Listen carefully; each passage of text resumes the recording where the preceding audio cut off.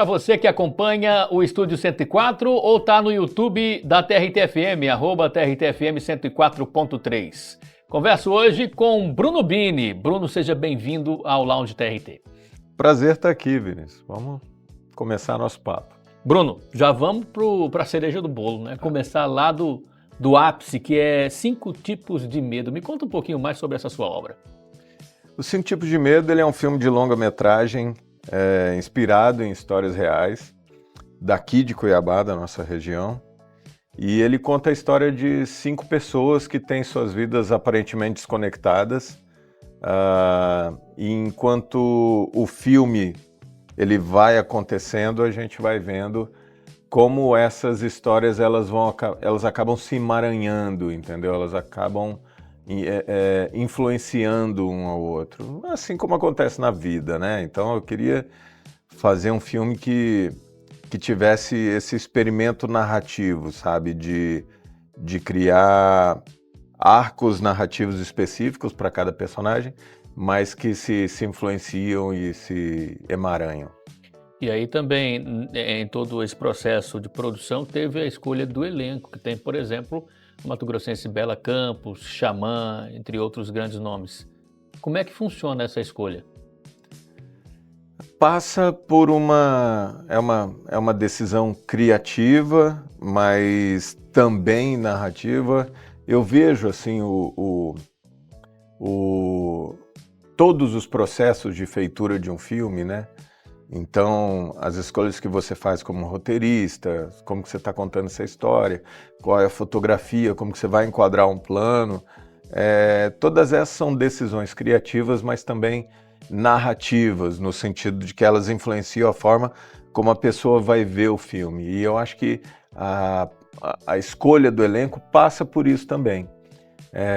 Então, a gente, com isso em mente, a gente partiu para selecionar um elenco que, por si só, por estar no filme, já ajudasse a contar a história.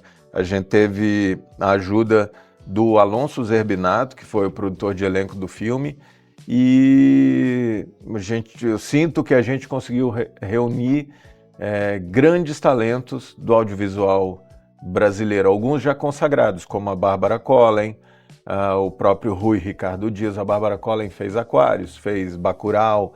O Rui, ele fez o filme do Lula, estava em Impuros, né, que é uma série de grande sucesso. Estava junto com o João Vitor Silva, que é também de Impuros e veio fazer o filme com a gente. É um cara que vive o cinema e o audiovisual desde moleque, começou sua carreira no Sítio do Pica-Pau Amarelo da Globo. E 2 novos talentos, um deles a Bela Campos, nossa prata da casa, e o Xamã. O 5 Tipos de Medo é o primeiro filme do Xamã. Então um elenco bastante plural em vários sentidos, inclusive no nível de experiência de cada um, assim, mas todos muito talentosos. Você me falou aqui em off que é um trabalho ao longo do tempo, que culminou também no Kikito de melhor longa no Festival de Gramado. Perguntei para você, foi planejado esse prêmio? Não sei o que você falou. Não, é um trabalho ao longo do tempo. Que longo desse tempo? Longo da sua carreira? Longo da produção do filme? Como é que... Você falou planejado. A gente não planeja, eu vou lançar um filme, vou ganhar os prêmios e tal. A gente torce pelo melhor, né? Então, tem sido um trabalho de construção, sabe? Eu acho que é um trabalho coletivo. A gente está aqui em Mato Grosso num momento muito, muito interessante. Então, a gente tem, ao longo dos anos, conseguido abrir caminhos, sabe? Então, os 5 Tipos de Medo, para você ter uma ideia, o primeiro edital que a gente ganhou para fazer o filme foi um edital de desenvolvimento de roteiro em 2015. Então, pode-se dizer que esse é um filme que está sendo germinado, pensado e desenvolvido e produzido há 10 anos. Depois a gente teve, em 2017, o primeiro edital de recursos para a produção, e aí fomos completando com orçamento de outros oriundo de outros editais até chegar a integralizar o orçamento para a produção. Então é um filme que vem sendo pensado com muito carinho, com muito cuidado, vem sendo maturado, e a nossa vontade era fazer o melhor filme possível dentro do que a gente podia, enquanto disponibilidade de recurso, enquanto estrutura e tudo mais. E, enfim, isso acabou culminando primeiro com a seleção em Gramado, que já foi para nós uma grande conquista, posteriormente com a premiação, que foi para nós também uma noite dos sonhos lá em Gramado. Foi bem especial, foi bem legal.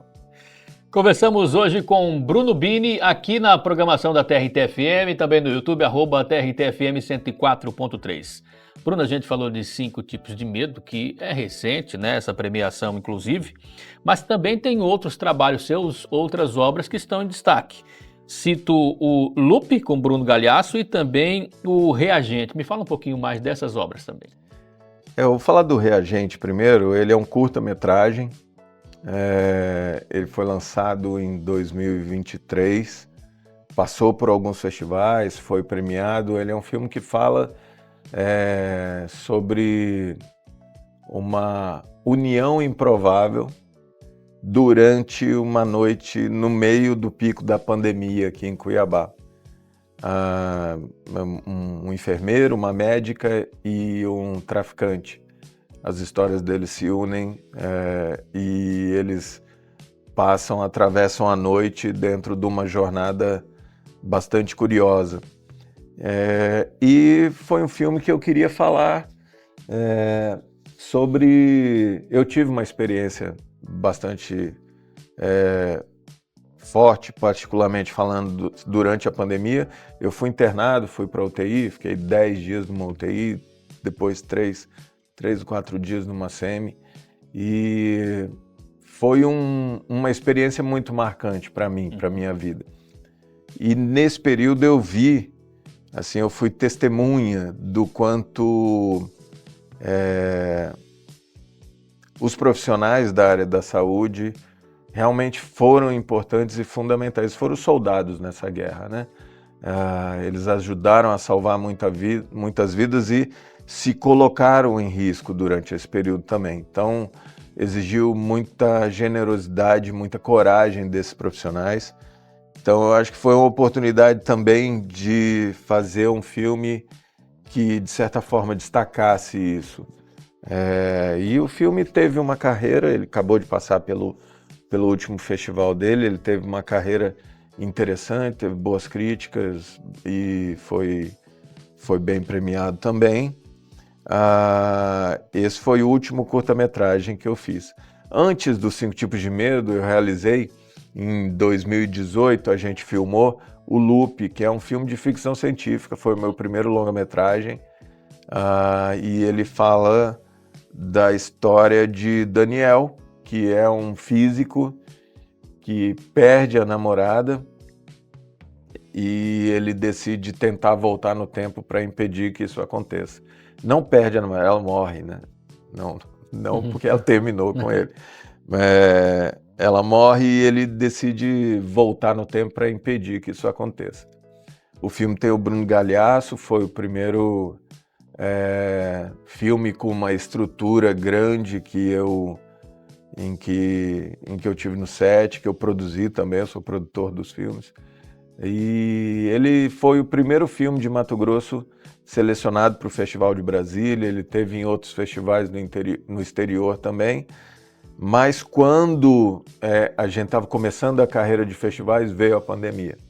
E aí tudo meio que parou por 1 ano e pouco, e ele começou em Brasília em 2019, 2020 a gente foi para Manchester, ele recebeu 4 prêmios lá, inclusive de melhor filme, foi para um festival de cinema do Porto, e a gente estava começando essa carreira internacional dele, e a pandemia, ela paralisou, acabou com os nossos planos.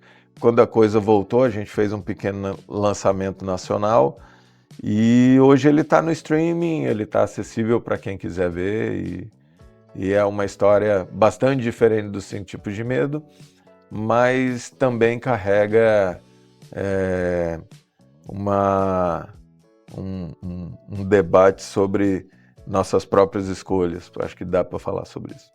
Quando você retrata Cuiabá, né, você falou aí nos 5 tipos de medo e falou também no Reagente. Quando você retrata a cidade de Cuiabá, as suas pessoas, como que você se sente com isso? E como que a comunidade reage? O que você tem de feedback também da comunidade cuiabana? Eu preciso associar a tua pergunta com uma questão que é... Quando eu fui no meu primeiro festival de cinema, que era o Festival de Cinema e Vídeo de Cuiabá, que acontecia aqui, hoje ele acontece com o nome de Cinemato, uma coisa muito especial aconteceu, que foi um primeiro contato muito forte com a produção nacional de cinema, com as histórias brasileiras, os personagens, os cenários brasileiros, e isso reverberou de uma maneira muito forte. Foi a primeira vez que eu estava vendo realmente, assim, de uma maneira mais aprofundada, as nossas histórias, os nossos sotaques, entendeu? Então, nesse processo, para mim, aconteceu, pelo menos, um reconhecimento, entendeu? De olhar para a tela e se ver ali. Uhum. Então, porque a gente consome muito conteúdo estrangeiro, né? Então, de certa maneira, isso acaba se tornando uma referência forte para a gente. Mas é super interessante tomar contato e se ver na tela, né? Tomar contato com essas histórias que carregam o DNA brasileiro. E isso, dessa maneira mais regional, acontece, né? Quando você vê um filme produzido em Cuiabá, quando você vê um filme mato-grossense, a reação que mais me agrada e que eu fico mais feliz em ter, as pessoas falando: poxa vida, eu me vi ali, entendeu? Tem um lugar tal, já vivi muita coisa nesse cenário seu e tal. Então as pessoas falam de como é especial, sabe, encontrar ecos no que ela está vendo na tela, sabe? De ter uma familiaridade com o que está acontecendo ali. E o quanto isso cria uma conexão muito forte, sabe, entre o que está na tela e quem está assistindo. Então é uma conversa que é mais forte. E tem sido especial entender, sabe, alguns cuiabanos que viram o filme têm comentado muito sobre isso, sotaque, as expressões, os locais, entendeu? E principalmente porque é uma história inspirada numa história real, né? Então tem pessoas que conhecem a história que a gente retrata no filme e falam e comentam com esse sentimento, sabe, de reconhecimento. Excelente. O papo de hoje é com Bruno Bini aqui na programação da TRT-FM. Bruno, antes de se destacar no cinema, você começou na publicidade. Ainda está na publicidade? Como é que vai esse caminho profissional? Eu me divido entre o cinema e a publicidade. Quando eu comecei profissionalmente, a gente não tinha o curso de cinema aqui e o mercado do audiovisual ainda era muito menor do que é hoje. Para você ter uma ideia, nas primeiras agências que eu trabalhava, a gente criava as campanhas, criava os roteiros e às vezes mandava produzir em Goiânia, mandava produzir em Campo Grande, porque o nosso mercado ainda não oferecia, sabe, uma qualidade do produto final que às vezes a gente gostaria. Isso me incomodava profundamente, era uma coisa que eu, puxa vida, não concebia, entendeu? Com o tempo eu felizmente vi isso mudar. As produtoras que já existiam aqui foram ficando cada vez melhores, mais estruturadas. Novas empresas de audiovisual foram criadas e foram chegando. Enfim, eu sempre me senti muito atraído pela área do audiovisual. Eu comecei na área de criação, passei pela direção de arte, redação, me tornei diretor de criação depois. E até chegar um momento que eu falei, poxa, quero dirigir, né? Quero experimentar. Mas me preparei, estudei, corri atrás de informação, de conhecimento técnico para isso, visitava os sets quando não era eu que estava dirigindo os comerciais e tal. E a publicidade acabou se tornando um grande laboratório para mim, entendeu? Foi na publicidade que eu entendi como funciona um set, em que eu operei as primeiras câmeras que eu operei, comecei a desenvolver um conhecimento maior sobre enquadramento, sobre fotografia, sobre montagem, que é uma coisa que eu gosto muito. Então, é isso, a publicidade serviu como esse grande laboratório de experimentação para mim, e daí da primeira vez que eu fui para um set para rodar um filme, para fazer cinema, eu já tinha um conhecimento razoável. Como um profissional experiente no cinema, na produção publicitária, o que você diz para quem está querendo começar lá, está nos ouvindo, quer começar no audiovisual, ou migrar de área também, já é um jornalista, já está, ou está em outra área, nada a ver, e quer vir para o audiovisual? Mesmo estando longe, como nós falamos no início, do eixo São Paulo-Rio, às vezes a pessoa acha que é aquilo que você falou, é uma coisa bem distante, mas está aqui, tem possibilidades. O Festival de Cinema foi importante para mim também, por conta de desmistificar essa coisa do cinema como algo que é inalcançável, como algo que está fora da nossa realidade. É uma atividade como qualquer outra, entendeu? Você tem profissionais lá que levantam, botam a roupa, vão trabalhar, voltam no final do dia, como qualquer outra, entendeu? E o Festival de Cinema foi importantíssimo por causa disso, entendeu?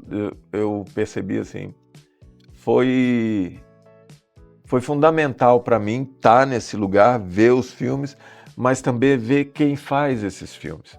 Então eu estava no Festival de Cinema, estava conversando com o Tony Venturi, com a Tata Amaral, com o Beto Brant, que são grandes diretores da história do cinema brasileiro, entendeu? E estavam lá acessíveis e trocavam ideia e falavam, tiravam dúvidas. Então eu pude aproveitar esses momentos, sabe, lógico, para adquirir conhecimento, mas também para construir esse entendimento de que o cinema é feito por pessoas comuns, de verdade, de carne e osso, como qualquer um. Agora, você me perguntou o que eu diria para quem está começando, né? Eu tenho ouvido muito essa pergunta. E eu tenho batido na tecla de que é preciso ter perseverança, que pode ser visto também como teimosia. Porque é um ramo difícil. A gente está fora do eixo, do grande eixo de produção Rio-São Paulo, estamos num bom momento, mas o cinema, o audiovisual, ele é muito desafiador. Toda vez que você bota um pé no set, você está ali para resolver problemas, você vai ter problemas. Você não vai passar por uma diária num set em que não vai ter um contratempo, não vai ter, sabe? Às vezes você está rodando e chove, às vezes o tempo fecha, ou o ator teve um problema, ou uma cena demorou demais para ser feita e a próxima a gente tem que pensar numa maneira de fazer de uma maneira mais ágil. São demandas criativas que não param de vir. Então o cinema ele tem essa característica de ser uma prática que se sustenta muito na resolução de problemas. E isso é interessante, porque a criatividade vem de confrontar problemas, né? Quando você não tem problema, você não precisa ser criativo. Então eu acho que tem gente que não tem essa noção e às vezes se frustra com isso. O cinema ele é desafiador, ele exige muito de você, em vários sentidos. Então é preciso ter serenidade e entender que isso faz parte do processo. E ser teimoso, ser perseverante, porque um filme demora a ser feito, como eu te falei, 5 Tipos de Medo vem há 10 anos sendo pensado e produzido. Então é preciso, acho que antes de tudo, ter essa mentalidade de estar confortável com o desconforto dentro de um set, entendeu? Porque é aí que ele vai te levar para esse lugar de criatividade. Eu vejo você falando, eu acho que isso que te dá um up, isso que te dá vontade de trabalhar, talvez pelas dificuldades que vai ter ali, vai trazer até alegria no seu trabalho? Não sei. Eu vou para todo set, toda diária eu vou, tomara que não tenha nenhum problema. Mas vai ter alguma coisinha ou outra e tal. Tem diárias mais tranquilas, tem diárias mais desafiadoras e tal. Mas é para trabalhar com limitações de recurso, limitações de tempo, entendeu? Só isso já coloca você num lugar de encarar desafios grandes, entendeu? Então nesse sentido eu falo que eu nunca tive ainda a experiência de estar num set que tudo tenha sido, sabe, impecável e assim, sem nenhum desafio. Eu estou usando a palavra desafio ao invés de problema, entendeu? Mas é isso, é desafiador. A gente às vezes você tem um movimento de câmera que é um pouco mais complexo e ele depende do ator estar na marca bem no momento exato para dar a fala. Nem sempre as coisas acontecem, sabe? Tudo mais. Mas quando acontece, você se esforça e o time se une para fazer e tal, porque é o jeito certo de fazer, é a melhor opção criativa. E aí, quando dá certo, é muito especial mesmo. E é uma experiência, é um sentimento muito bom. Ótimo, Bruno. Eu sei que sua agenda é bem agitada, você tirou um tempinho para vir aqui na TRT-FM e a gente agradece a sua presença. Eu que agradeço, Vinícius. Prazer estar aqui sempre falando sobre cinema, arte, cultura. Quando precisar, só avisar. Ótimo, mais um episódio do Lounge TRT. A gente termina por aqui. Espero você na quarta-feira que vem. Até lá!